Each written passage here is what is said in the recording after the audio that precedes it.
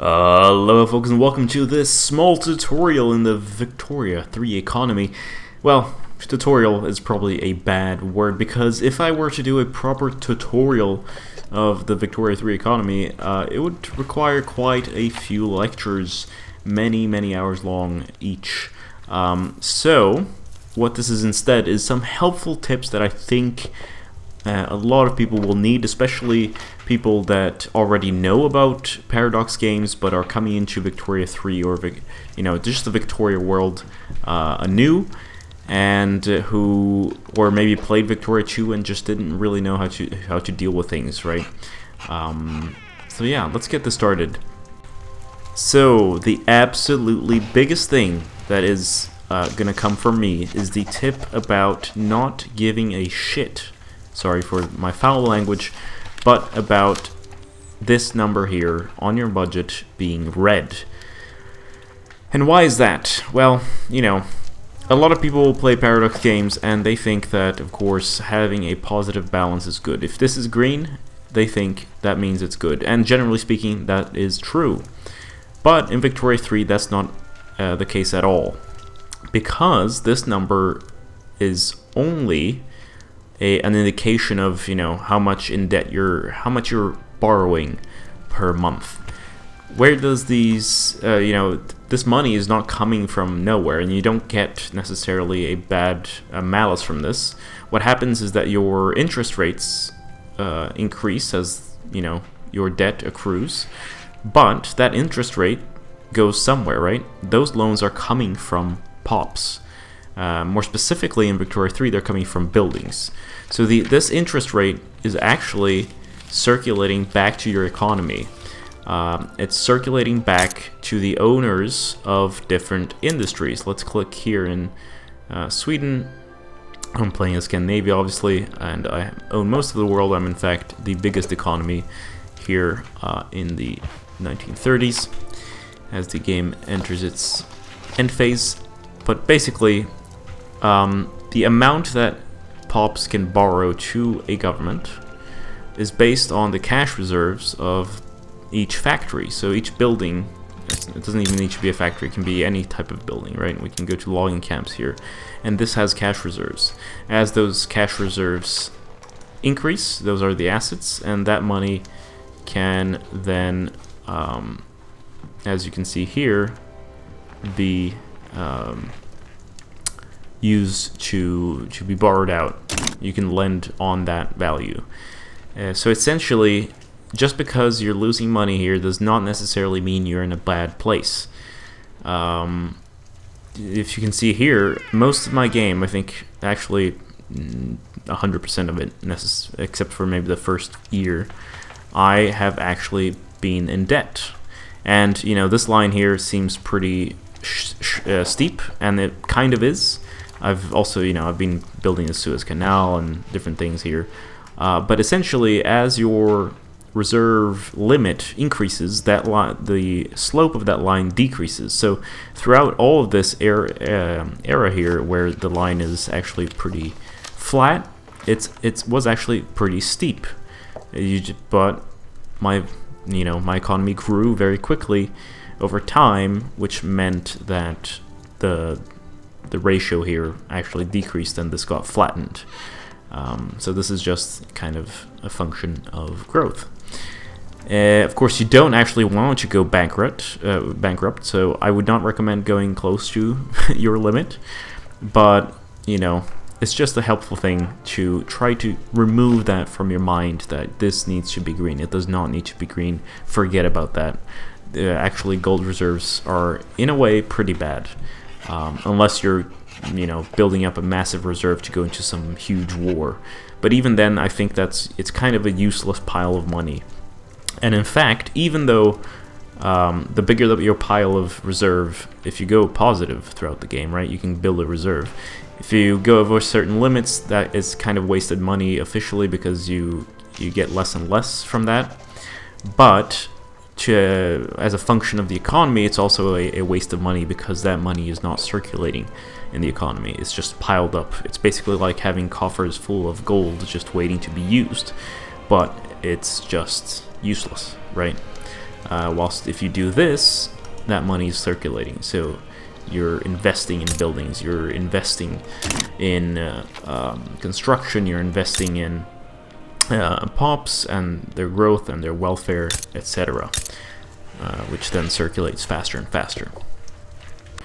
My second tip, and this is maybe a little bit on more of a detail level, but if you're having a hard time thinking of what should I do with my economy, basically what you want to do is to make sure that the goods that your pops use here are relatively cheap. You want to decrease the relative price that people are paying for goods so that their standard of living increases.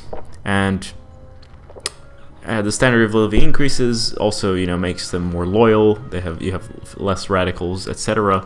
But what it also does is that if you decrease the amount of money that your pops are spending on goods, it means that they can spend it on other things.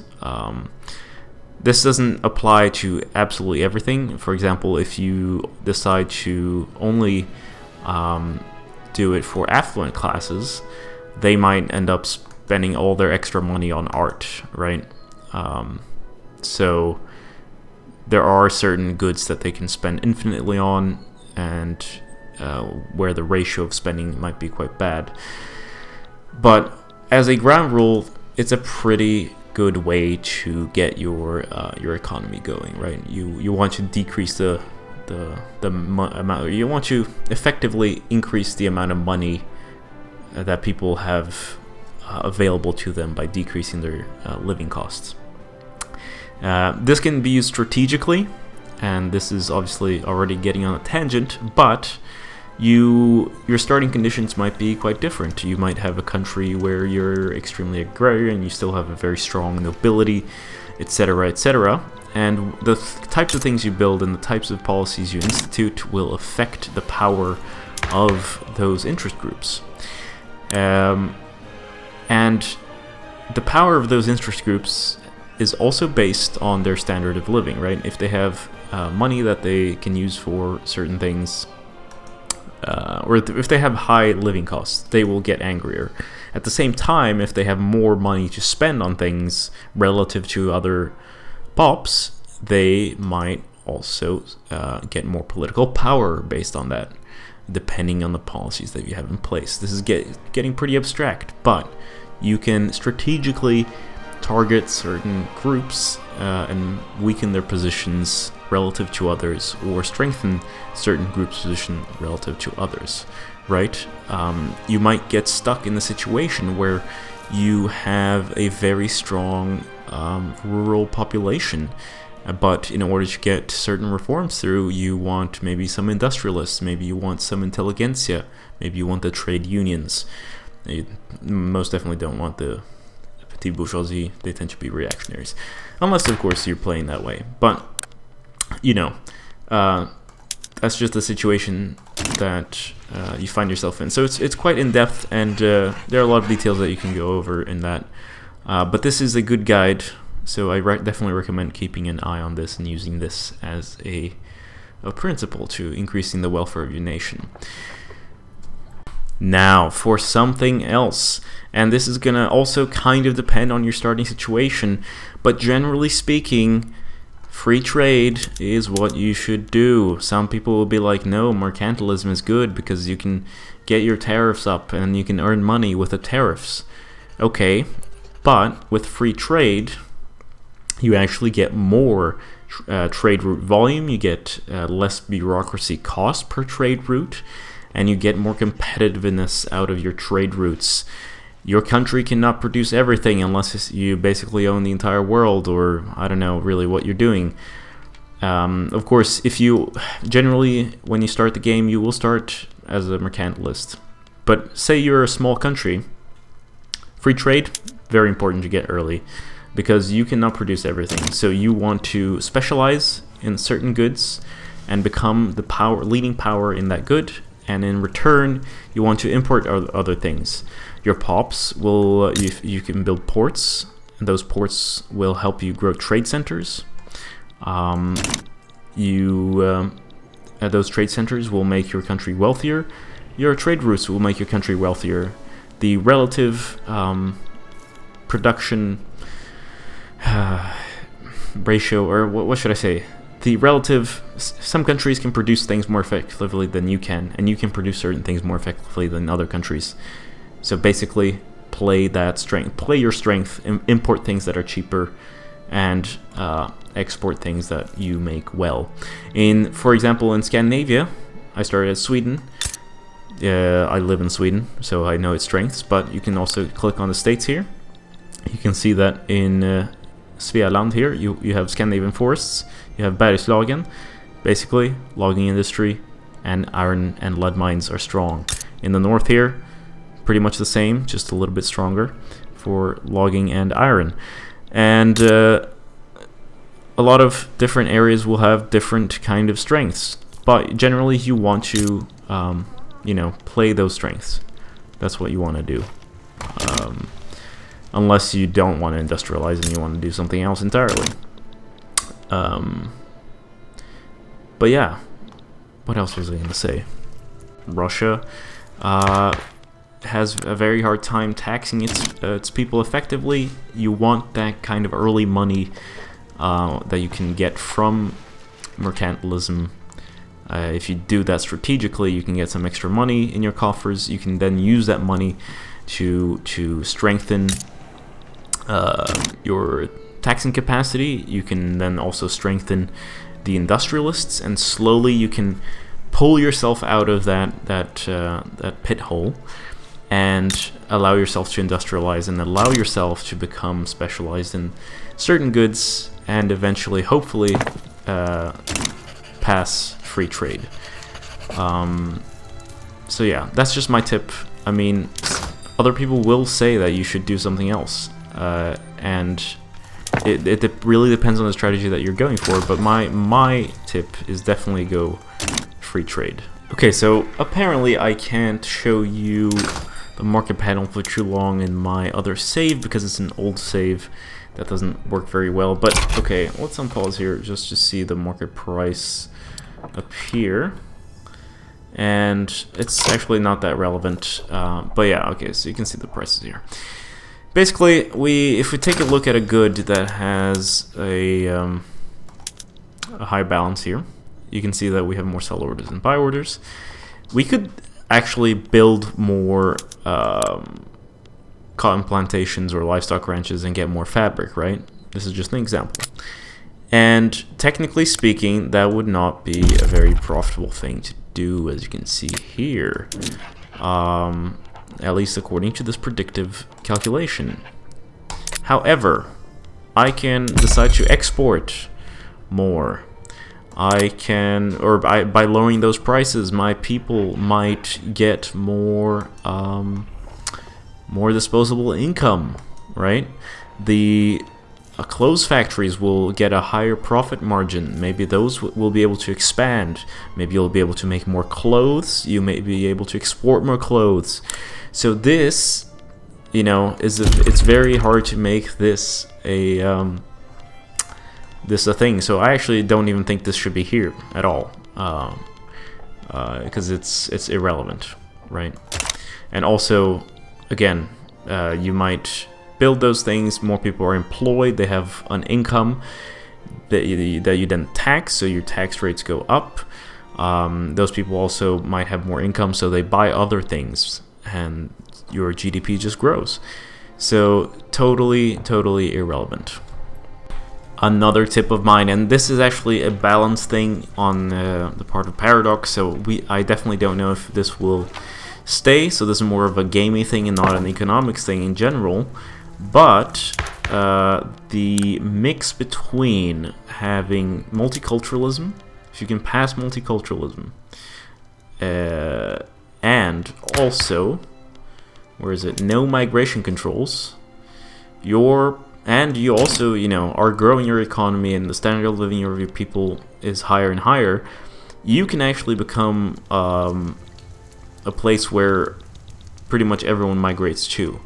You can see here that we have a population of 34 million people, and you can see around here that we had a spike. This is actually when I think I formed Scandinavia. You can see the little spike here. It stays pretty flat, and then I take away migration controls. And because I was becoming a pretty wealthy country, and the standard of living was pretty high in certain areas, people from across the world started migrating to Scandinavia. So very, very powerfully, obviously, because the more pops you have, the more resources you can extract and build and create, and the more people you can tax as well. So very, very good. And yeah, I don't know if that's just gonna stay. Maybe it's very strong right now. But migration is definitely a good thing to have, and you can apparently do it even in the old world. So it's not as I feared, where it was gonna be a mostly European to New World kind of migration flow. Tech-wise, just short few words, but basically minting is also obviously very powerful. So if you can get that, it's very strong. You also want to increase your taxation capacity. That's also always very good. And otherwise, in terms of production, you want to prioritize the things that you are good in, so that you can obviously produce more of that and export more of that, etc. So therefore, free trade, etc. Yeah. What else? Resources. So, starting as Sweden and Scandinavia, or forming Scandinavia, basically access to very little resources outside of iron and logging and stuff. So eventually you do have some sulfur problems. That I think the only place that produces sulfur, or no, coal, the only place with coal is over here. But if I click coal here, yeah. You also do run out with other resources eventually, and if you get ahead of the economy game before everyone else in the world, there are certain resources that you're definitely gonna kind of cap on. A way to solve that is basically to not expand your industries, to allow oil and so on and so forth. Ooh, tanks, right, totally forgot I had that. But another way is to obviously plan your expansion accordingly. I realized that, oh shit, I need rubber, I need all these things, and other countries are just not producing enough to give it to me. So I started colonizing Africa here. I got my rubber, got my plantations, all the things that I really need. Opium was also, at least in the patch that I was playing, very, very rare. So basically only China here and the UK kind of produced it, but they weren't really exporting it that much. So you can obviously force yourself to a treaty port to try to get some flow of that trade. But other than that, that was still not enough. So I had to take some more provinces, like in Persia here. Actually, this province in Persia was taken because I needed oil. The moment I started, had the availability to make oil things, I actually had to expand. So first I actually went over here in Borneo, took a province, expanded.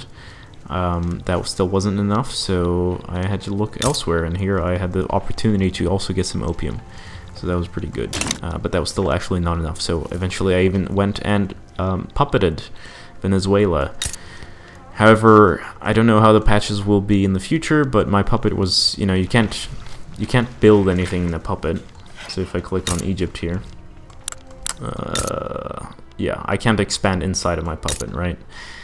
And they don't necessarily build the things that you kind of want them to do, so I annexed Venezuela eventually. That's a play you can do with your puppets, and I built the oil rigs necessary here to keep the oil flowing.